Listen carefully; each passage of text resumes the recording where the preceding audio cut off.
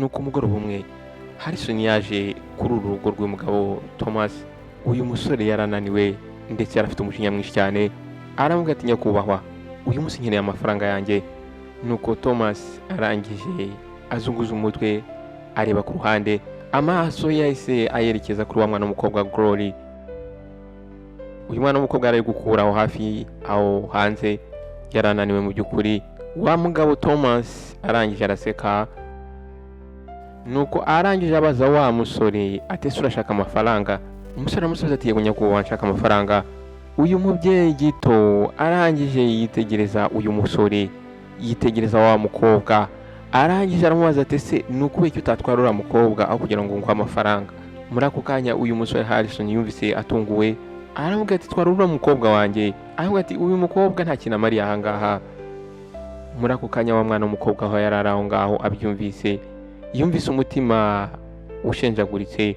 Uyu mwana w'umukobwa arangije ajugunya umwe yari afite hasi, arangije yegera papa we, aramubwira ati papa ndakwinginze wikora ibi bintu. Papa arangije aramubwira ati ziba, ceceka. Aramubwira ati wagombye kwishimira ko hari umuntu ugushaka.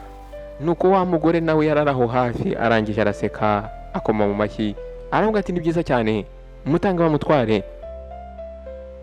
Glory ahangaha yahise apfukama hasi, atangira kurira, atangira gusaba imbabazi, atangira kwinginga papa we ngo atamutanga.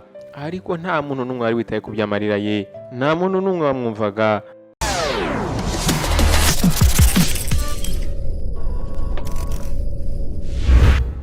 Uyu munsi naguteguriye inkuru nziza, inkuru y'umwana w'umukobwa Glory. Uyu mwana w'umukobwa nyuma y'uko yari amaze kubura mama we, papa we agashaka undi mugore, yahuye n'ubuzima bukomeye cyane. Ubuzima bwaramubihiye, ubuzima bumera bubi cyane. Ariko ubwo papa we yafataga umwanzuro wo kumujugunya, akamushyingira ku ngufu, akamuha umuntu atazi aho amujyanye, uyu mwana w'umukobwa hari ikintu cyabaye mu buzima bwe gitangaje. Uyu mwana w'umukobwa yaje kwisanga ari umwamikazi. Akenshi ngiye nkora izi nkuru kugira ngo tuzigireho ndetse zigire icyo zihindura mu ntekerezo zacu. Ndagusaba rero ngo nimba ushaka kumva iyi nkuru, wumva uri interested, jya hano muri comment section urebe comment ya mbere, urasangamo link na pininze. Nurangiza ufungura iyo link, irakwerekeza ahantu uri bugende ukareba inkuru yose kuva gutangira kugera ku iherezo. Ndagusaba kandi ntibagirwe gukanda subscribe ndetse ukande no kunzogera kugira ngo ujye ubasha kubona ubutumwa bugufi igihe cyose nshyizeho iyindi nkuru.